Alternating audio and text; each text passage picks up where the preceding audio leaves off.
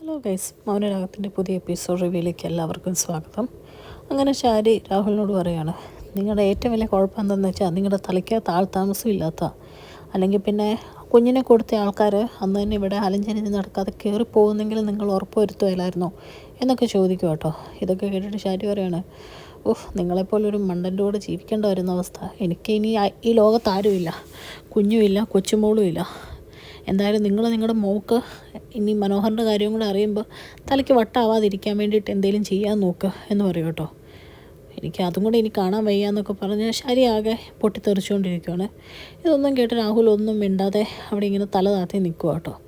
പിന്നെ കാണിക്കുന്നത് പിറ്റേ ദിവസം രാവിലെയാണ്. ബാലണ്ണൻ്റെ കൂടെ പ്രകാശൻ ഇങ്ങനെ കൺസ്ട്രക്ഷൻ സൈറ്റൊക്കെ കാണാൻ വേണ്ടി പോവുക കേട്ടോ. പോകുന്ന വഴിക്ക് ലക്ഷ്മിയുടെ വീടിൻ്റെ മുമ്പിൽ കൂടെയാണ് പോകുന്നത്.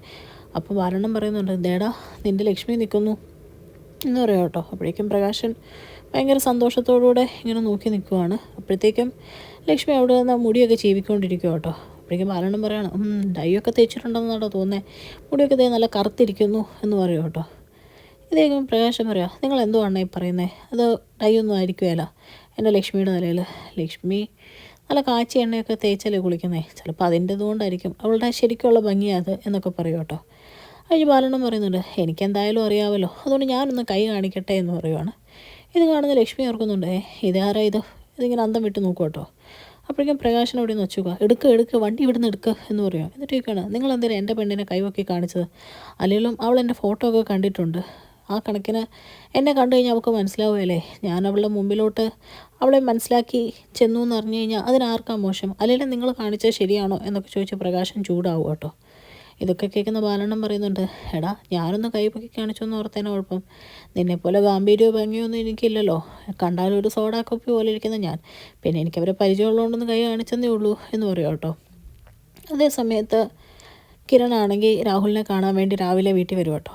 രാഹുലിന് പയ്യെ വെള്ളോട്ട് ഇറങ്ങിയിട്ട് ചോദിക്കുകയാണ്, നിനക്ക് എന്താ വേണ്ടതെന്ന് ചോദിക്കുമ്പോഴത്തേക്കും കിരൺ പറയുക, എന്തൊക്കെ കാണിച്ചാലും നിങ്ങളുടെ കൊച്ചുമോളല്ലേ അത്, നിങ്ങൾക്കതിനെ കൊണ്ട് കളയാൻ എങ്ങനെ തോന്നി എന്ന് ചോദിക്കും കേട്ടോ.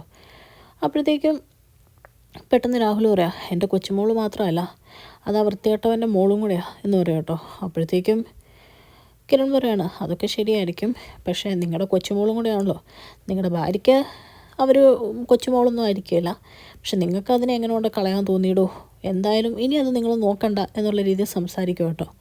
അങ്ങനെ ഇവർ സംസാരിച്ചുകൊണ്ടിരിക്കുന്ന സമയത്ത് പെട്ടെന്ന് സരിവ് അതിലെ പോവുകയാണ്. അപ്പോൾ സരിവ് ചിന്തിക്കുന്നുണ്ട്, ഇവരെന്തായിരിക്കും സംസാരിക്കുന്നതെന്ന് ഓർത്ത് മാറി നിന്ന് ഇവർ സംസാരിക്കുന്ന കേൾക്കുക കേട്ടോ.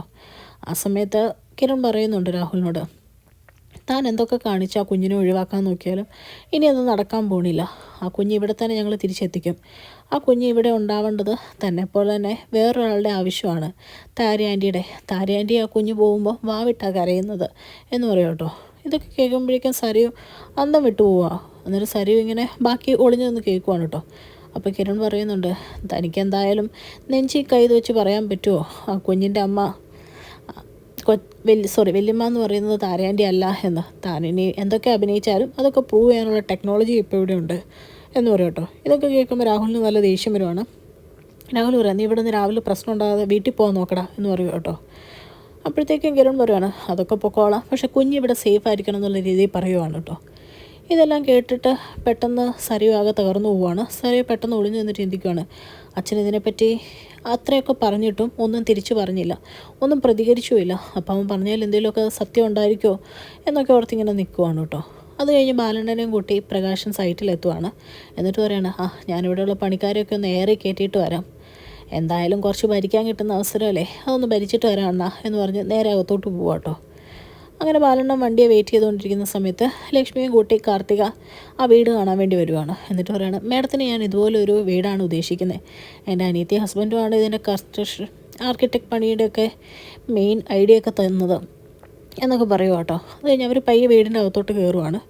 ആ സമയത്ത് ബാലണ്ണം പെട്ടെന്ന് പ്രകാശിനെ വിളിച്ചിട്ട് പറയുകയാണ്, എടാ പ്രകാശ, നിൻ്റെ ഭാര്യയാവാൻ പോകുന്ന ലക്ഷ്മിയും മോളും കൂടെ അങ്ങ് കയറി വരുന്നുണ്ട്, നീ പെട്ടെന്ന് ഇതിലേക്കൂടെയും ഉറങ്ങി ഓട്, അവർ കാണണ്ടെങ്കിൽ എന്ന് പറയുകയാണ്. അപ്പോൾ പ്രകാശൻ അവർ കയറി വരുന്ന വഴിയുടെ അപ്പുറത്തെ സൈഡിൽ കൂടെ പയ്യെ ചാടി ഇറങ്ങി വണ്ടിയിൽ കയറും കേട്ടോ. എന്നിട്ട് പറയുന്നുണ്ട്, വണ്ടി ഇവിടെ നിൽക്കണ്ട, പെട്ടെന്ന് എടുക്കുക എന്നൊക്കെ പറയുവാണ്. അത് കഴിയുമ്പോൾ ബാലണ്ണനോട് പറയുന്നുണ്ട്, നിങ്ങൾ വന്നുകൊണ്ട് അങ്ങനെ ഒരു ഗുണം ഉണ്ടായി, അവരുടെ മുമ്പിൽ ചെന്ന് പെട്ടില്ല എന്നൊക്കെ പറയും കേട്ടോ. അത് കഴിഞ്ഞ് പറയാണ്, നീ എന്തായാലും അടുത്തുനിന്ന് കണ്ടില്ലേടാ ലക്ഷ്മീനെ, നിനക്ക് സന്തോഷമായില്ലേ എന്നൊക്കെ പറഞ്ഞു ചോദിക്കുമ്പോൾ പ്രകാശം പറയുന്നുണ്ട്, പിന്നെ സന്തോഷമാവാതിരിക്കോ, അവളായിരിക്കും ബിസിനസ്സിൻ്റെ ഐഡിയ ഒക്കെ കാർത്തിക മോൾക്ക് പറഞ്ഞു കൊടുക്കുന്നത്. ഇനി കല്യാണം കഴിഞ്ഞ് കഴിയുമ്പോൾ നിനക്കും പറഞ്ഞു തരുമല്ലേ പ്രകാശ, പിന്നെ എന്ത് വേണം എന്നൊക്കെ ഇങ്ങനെ ചിന്തിക്കുക കേട്ടോ. പ്രകാശനിങ്ങനെ പറയുവാണ്, പറഞ്ഞു തരാമായിരിക്കും അണ്ണാ, എന്തായാലും എൻ്റെ മോൻ്റെ പ്രാർത്ഥനയൊന്നും ദൈവം കേൾക്കാതിരിക്കുമല്ലോ. ആ ഭഗവതി ഞങ്ങൾക്ക് കൊണ്ട് തന്നതാണ് ഈ പറയുന്ന സൗഭാഗ്യങ്ങളെല്ലാം. ഇടയ്ക്ക് ഇച്ചിരി കഷ്ടകാലം വന്നാലും ഞങ്ങളുടെ പ്രാർത്ഥന ദൈവങ്ങൾ ഒരിക്കലും കേൾക്കാതിരിക്കുമല്ലോ അണ്ണാ എന്നൊക്കെ പറയുക കേട്ടോ. ഇതൊക്കെ കേൾക്കുമ്പോഴേക്കും ബാലണ്ണ മനസ്സിലിങ്ങനെ ചിന്തിക്കുവാണ്, ഓ ഇവൻ തുടങ്ങിയല്ലോ ഇവനെപ്പറ്റി പൊക്കി പറയാൻ വേണ്ടിയിട്ട്, ഇങ്ങനെ പറയുന്നതാണ് ഇവൻ്റെ നാശം. എന്ത് പറഞ്ഞാലെന്താ, ഇവനും ഇവൻ്റെ മോനും വീഴുമ്പോൾ 4 കാലിലാണ് വീഴുന്നത്, എപ്പോഴും രാജയോഗം തന്നെ എന്നൊക്കെ ചിന്തിച്ചുകൊണ്ടിരിക്കും കേട്ടോ ബാലണ്ണൻ.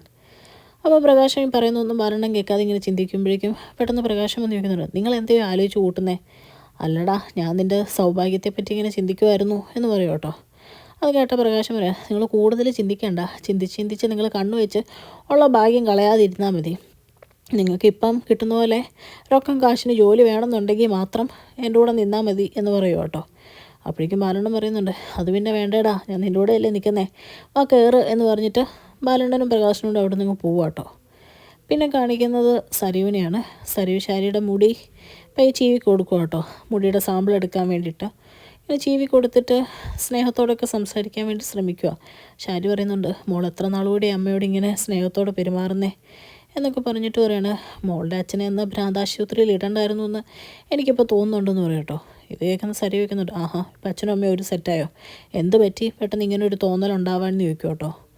അപ്പോൾ ശാരി പറയുന്നുണ്ട്, വേറൊന്നുമല്ല, കാര്യം മോളുടെ അച്ഛൻ ഒരു ഭയങ്കര വൃത്തികെട്ട ആളാണ്, പക്ഷെ മോളുടെ കാര്യത്തിൽ ഭയങ്കര സ്വാർത്ഥത കാണിക്കുന്നുണ്ട്. മോൾക്കെല്ലാം നല്ലത് വരണമെന്ന് തന്നെയാണ് അദ്ദേഹവും ഞാനും ആഗ്രഹിക്കുന്നത്. അത് മോൾക്ക് ഇപ്പം മനസ്സിലാവുകയില്ല എന്ന് മാത്രം പറയൂ കേട്ടോ. അപ്പോഴത്തേക്കും സരുവിന് പിന്നെ സംശയം കൂടുവാണ്. സരു പയ്യെ മുടിയെടുത്ത് കയ്യിൽ പിടിച്ചിട്ട് ചീപ്പിങ്ങനെ മാറ്റി പിടിക്കുക കേട്ടോ. അപ്പോഴേക്കും ശാരി വരുന്നുണ്ട്, ഇനി അമ്മ മോളുടെ മുടി ചീവി തരാമെന്ന് പറയുവാണ്. അപ്പോഴേക്കും പെട്ടെന്ന് സരി പറയും, അത് വേണ്ട, ഞാനൊന്ന് പുറത്തു പോകാൻ വേണ്ടി തുടങ്ങുക എന്ന് പറയും കേട്ടോ. അപ്പോൾ ശാരി പറയുന്നുണ്ട്, എന്നാൽ എങ്കിൽ ഞാനും വരാം മോളെ എന്ന് പറയും കേട്ടോ. അപ്പോൾ സരി പറയുന്നുണ്ട്, വേണ്ട, എൻ്റെ ഫ്രണ്ടിനെ കാണാൻ പോവാ, എൻ്റെ കുഞ്ഞിനെ ഒന്ന് നോക്കിയാൽ മതി എന്ന് പറയും കേട്ടോ. അപ്പോഴേക്കും ശാരി പറയുന്നുണ്ട്, അത് പിന്നെ അമ്മ നോക്കാതിരിക്കുമോ എന്ന് ചോദിക്കുമ്പോഴേക്കും സരി എടുത്തടിച്ച പോലെ പറയാം, അതൊന്നും പറയാൻ പറ്റുമല്ല, ഇപ്പോഴും കുഞ്ഞിനെ കാണാൻ പോയ കാര്യത്തിലൊക്കെ എനിക്ക് സംശയമുണ്ട് എന്ന് പറയുമോ. അപ്പോഴേക്കും ശാരി പറയുന്നു, മോളുടെ അച്ഛൻ അങ്ങനെ ചെയ്താലും അമ്മ ഒരിക്കലും അങ്ങനെ ചെയ്യുകയില്ല, മോൾക്ക് അമ്മയെ വിശ്വസിക്കാം എന്നൊക്കെ പറയുവാണേ. എന്നിട്ട് രാഹുലിനെ പറ്റി പിന്നെ എന്തൊക്കെയോ പറയുവാണ്. ഇത് കേൾക്കുമ്പോൾ പെട്ടെന്ന് സരി ചോദിക്കുകയാണ്, എന്താ അമ്മ എപ്പോഴും ഇങ്ങനെ അച്ഛനെ പറ്റി പറയാൻ വേണ്ടി അച്ഛനമ്മയെ ചതിക്കുകയോ വല്ലതും ചെയ്തോ എന്നിങ്ങനെ ചോദിക്കുകയാണ്. ഈ ചോദ്യം കേൾക്കുമ്പോഴേക്കും ശാരി ആകെ പതറുവാണ് കേട്ടോ. എന്നിട്ട് പറയാണ്, പറയാനാണെങ്കിൽ ഒരുപാടുണ്ട് മോളെ, പക്ഷെ ഞാനതൊന്നും പറയുന്നില്ല. നിൻ്റെ ജീവിതം നന്നായിട്ട് പോകണമെന്ന് മാത്രമേ ഞാൻ ആഗ്രഹിക്കുന്നുള്ളൂ, ഇപ്പോഴും ആഗ്രഹിച്ചിട്ടുള്ളൂ എന്ന് പറയുവാണ് കേട്ടോ. അത് കഴിയുമ്പോൾ അവിടെ നിന്ന് എഴുന്നേറ്റ് പോവാണ്. ശാരിയുടെ ആ മുടിയുള്ള ചീപ്പ് നോക്കിയിരിക്കുന്ന സരുവിനെ കാണിച്ചുകൊണ്ടാണ് കേട്ടോ ഇന്നത്തെ എപ്പിസോഡ് അവസാനിക്കുന്നത്. ചാനൽ ഇഷ്ടപ്പെട്ടാൽ ലൈക്ക് ചെയ്യാനും സബ്സ്ക്രൈബ് ചെയ്യാനും കമൻറ്റ് ചെയ്യാനും